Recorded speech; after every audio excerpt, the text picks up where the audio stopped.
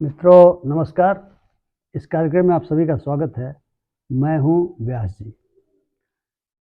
कार्यक्रम शुरू करने के पहले एक छोटी सी अपील, अगर अभी तक आपने मेरे चैनल को सब्सक्राइब नहीं किया हो तो कृपया सब्सक्राइब करें और बेल आइकन का बटन जरूर दबा दें ताकि मेरा नोटिफिकेशन आप तक पहुंच जाया करे। आज हम लोग चर्चा करेंगे, सदन में एक कानून पारित हुआ है जो चीफ इलेक्शन कमिश्नर और इलेक्शन कमिश्नर्स के अपॉइंटमेंट को लेकर के है।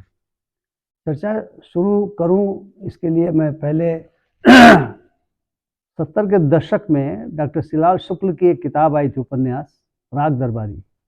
उसमें एक दृश्य को मैं आपके सामने रखना चाहूँगा। दृश्य में यह है कि चर्चा हो रही है कि सड़कों की क्या स्थिति है और जो ट्रक चला करते हैं उन ट्रकों की क्या स्थिति है। उसी पे चर्चा में बात आई कि सत्य के कई पहलू होते हैं।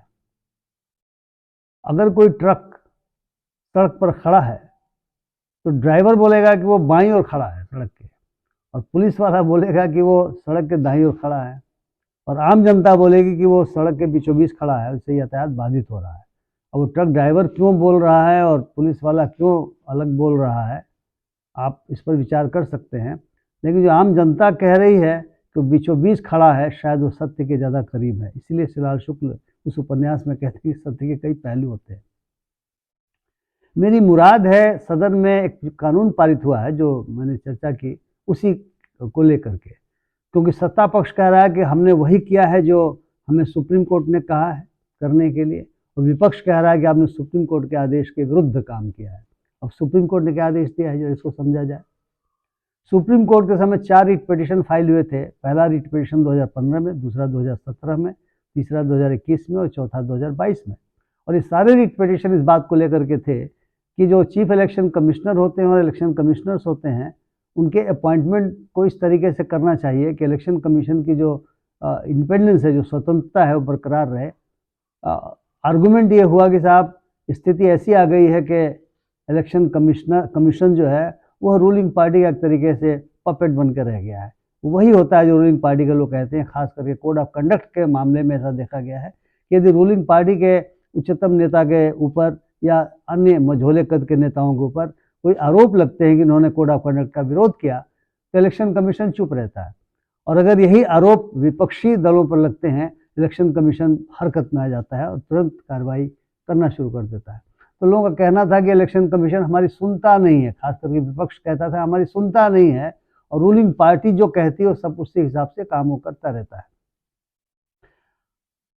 इसी संदर्भ में मैंने शिलाल शुक्ल के इस सत्य के पहलू का जिक्र किया। तो सुप्रीम कोर्ट ने उस जो रिट पिटीशन फाइल हुए थे, उन रिट पिटीशंस में सरकार का पक्ष सुना और एक विस्तृत फैसला देते हुए 5 जजों का बेंच था। जस्टिस के एम जोसेफ उसके अध्यक्ष थे, उस बेंच के, और बाकी 4 जजेस थे।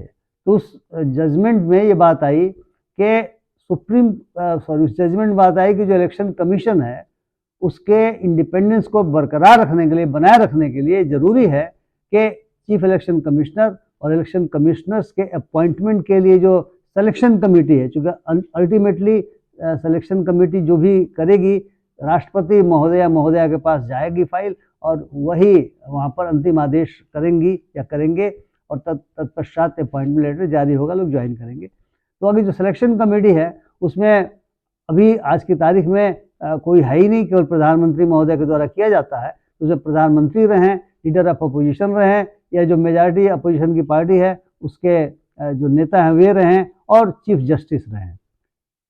लेकिन एक लाइन लास्ट में अंतिम कंडिका में भी कहा गया कि यह जो प्रस्तावित किया जा रहा है ये तभी तक लागू रहेगा जब तक पार्लियामेंट कानून बना करके अलग कानून नहीं बना लेती है, मतलब कोई कानून नहीं बना लेती। उसका कारण यह रहा कि जो अनुच्छेद 324 है उसमें प्रावधान दिया हुआ है कि राष्ट्रपति महोदय या महोदया के द्वारा नियुक्ति की जाएगी, परंतु इसके लिए पार्लियामेंट को एक कानून बनाना होगा और उस कानून के तहत करेंगे। अभी तक चूंकि पार्लियामेंट ने जो 1991 में कानून बनाया था उसमें अपॉइंटमेंट की बात नहीं कही गई थी, और रूल ऑफ एक्सट्रीम बिजनेस के तहत चूंकि राष्ट्रपति को मंत्रिमंडल के एड एंड एडवाइस पे काम करना है, इसलिए यह रूल ऑफ एक्सट्रीम बिजनेस में प्रावधान किया गया था कि ऐसे मामलों में केवल प्रधानमंत्री महोदय वही रिकमेंड करेंगे नाम और राष्ट्रपति उसको उस पर आदेश करेंगे या करेंगी। तो इसलिए हुआ कि ये 3 सदस्यीय समिति बनाई जाए जिसमें चीफ जस्टिस अनिवार्य रूप से रखे जाएं। जो कानून बना उसमें चीफ जस्टिस की जगह प्रधानमंत्री द्वारा नामित एक कैबिनेट मिनिस्टर को रख दिया गया। इस प्रकार से 3 सदस्यीय सिलेक्शन कमेटी तो बनी, लेकिन उसमें से चीफ जस्टिस नहीं रहे। उसमें कह सकते हैं कि रूलिंग पार्टी से 2 रहे, प्रधानमंत्री और कैबिनेट के एक मंत्री, और फिर अपोजिशन से एक रहा जो लीडर ऑफ अपोजिशन जिसको हम कह सकते हैं।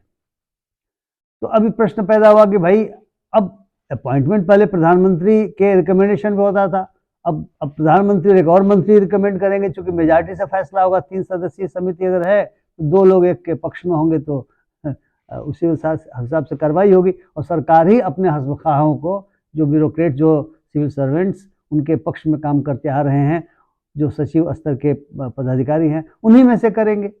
इसलिए बात तो बराबरी रहेगी, वही रहेगी। इसलिए अपोजिशन का कहना था कि सुप्रीम कोर्ट के आदेश की अवहेलना हुई, लेकिन सरकार कहना था नहीं नहीं, बिल्कुल हमने सुप्रीम कोर्ट के ही आदेश के अनुसार ये कार्रवाई की है। अब सत्य के 2 पहलू, जैसा मैंने राग दरबारी वाले मामले में बताया, अब ऐसी स्थिति आ गई है।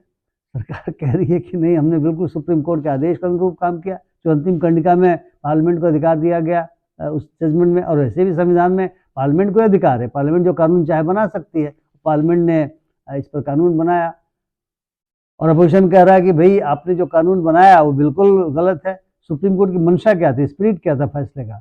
स्पिरिट था कि इंडिपेंडेंट होना चाहिए, बिल्कुल सरकार के क्लच में अगर रखिएगा तो आप तो अपने हैंडपिक्ड ब्यूरोक्रेट्स में से ही बनाइएगा, और इस प्रकार से वो स्वतंत्र नहीं रहेगा। हम सभी प्रशासन में रहे इस बात को जानते हैं कि इस तरह के पदों पर जो नियुक्तियां होती हैं वो बहुत सोच विचार करके सरकार करती है। कोई भी सरकार अपनी शक्ति को छोड़ना नहीं चाहती। तो कारण ये है कि इलेक्शन कमीशन का काम पार्लियामेंट का चुनाव कराना है, विधानसभा विधान परिषदों का, विधान परिषदें जहाँ हैं वहाँ चुनाव कराना है, राष्ट्रपति राष्ट्रपति का चुनाव कराना है, कोड ऑफ कंडक्ट को लागू करना है, इलेक्टोरल रोल को चलाना है। पूरे कंडक्ट जो इलेक्शन का होता है उसमें उनकी भूमिका होती है। जितने पदाधिकारी होते हैं, चाहे सिविल के हो चाहे पुलिस के हों, और विभिन्न विभागों के भी, वो इलेक्शन कमीशन के अंडर में डेपुटेशन के रूप में आ जाते हैं, डेपुटेशनिस्ट हो जाते हैं, और उनके डिसिप्लिनिंग या अनुशासन का अधिकार भी निर्वाचन आयोग या इलेक्शन कमीशन को हो जाता है। और एक तो वक्त था मिस्टर टी.एन. शेषन के समय, वो स्वयं ही अपने स्तर से एक्शन ले लिया करते थे, राज्य सरकारों को या केंद्र सरकार को कोई रिकमेंडेशन नहीं भेजते थे। लेकिन बाद में इस पर हुआ कि ये अधिकार आपको नहीं है, डेपुटेशन पर जो भी लोग आएंगे आप रिकमेंड कीजिए, अगर वो स्टेट की सेवा में है तो स्टेट गवर्नमेंट को या सेंट्रल गवर्नमेंट को, और अपने जो चार्जेज हैं उनको आप भेजिए। लेकिन शेषन ने बहुत सारे मामलों में ऐसा माना नहीं, और उनका टेरर था। और यही नहीं, वो सरकार की बात नहीं मानते थे, किसी पॉलिटिकल पार्टी की बात नहीं मानते थे, और इलेक्शन उन्होंने ढंग से कराया, और एक तरीके से कहा जा सकता है एक नया मानदंड उन्होंने स्थापित किया, ट्रेडिशन किया। लेकिन उसके बाद ऐसा हुआ नहीं। ऐसा देखा गया कि एक इलेक्शन कमिश्नर ने तो कहा कि जो भी हम निर्णय लें कोड ऑफ कंडक्ट के वायलेशन का, या जिसके बारे में भी लें, हम कारण दें, सकारण उसको करें। लेकिन उनको तो हटा दिया गया, उनके ऊपर इनकम टैक्स के छापे पड़ गए। तो आप समझ सकते हैं कि यदि इलेक्शन कमीशन इंडिपेंडेंट नहीं होगा तो हमारे देश का जो शासन व्यवस्था है उसमें किस तरह के लोग चुन करके आ सकते हैं, क्योंकि फिर लेवल प्लेइंग फील्ड नहीं बन पाएगा। तो मंशा चुनाव आयोग इंडिपेंडेंट हो, उसके पीछे यही है कि लेवल प्लेइंग फील्ड हो, और उसको कंडक्ट ऑफ इलेक्शन से मतलब होना चाहिए, रिजल्ट ऑफ इलेक्शन से मतलब नहीं होना चाहिए। तो अब जो कानून बना है वो आपके सामने है। अब चीफ इलेक्शन कमिश्नर हो चाहे इलेक्शन कमीशन हो, एक तरीके से सरकार ही उनकी नियुक्ति करेगी। तो पहले की स्थिति थी वही बरकरार है, और सुप्रीम कोर्ट के जजमेंट का कोई मायने मकसद नहीं रह गया। अब आप स्वयं विचार करें सत्य के इस पहलू के बारे में। रूलिंग पार्टी जो कह रही है वो सही है, अपोजिशन जो कह रहा है वो सही है, या इंडिपेंडेंट लोग कह रहे हैं कि भाई अब कोई इसका मायने मतलब रहा नहीं। अब आप खुद सोचिए कि क्या सत्य जो कौन बोल रहा है, सत्य के करीब कौन है, कहाँ पर है, कैसे है, और क्या इलेक्शन कमीशन इस प्रक्रिया में इंडिपेंडेंट रह पाएगा? आप लोगों का भी कोई अनुभव जरूर होगा चुनाव का, आप भी अखबार पढ़ते होंगे, क्योंकि मीडिया पर तो ऐसे ही सरकार का कंट्रोल दिखाई दे रहा है। अब तो गोदी मीडिया हो गई है। तो खैर, जो आप इंडिपेंडेंट रूप से चीज़ों को समझते होंगे, एसेस करते होंगे, आप विचार कीजिए। मैं समझता हूँ कि अगर आप विचार करते हैं तो करेंगे तो निश्चित तौर से आपको सत्य की जानकारी जरूर मिलेगी, और आप पाएंगे कि इस कानून से इलेक्शन कमीशन कितना इंडिपेंडेंट होगा या नहीं होगा। तो मित्रों, इन्हीं शब्दों के साथ मैं आप सभी लोगों से विदा लेता हूँ।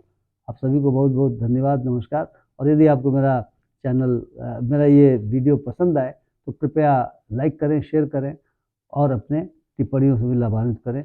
नमस्कार।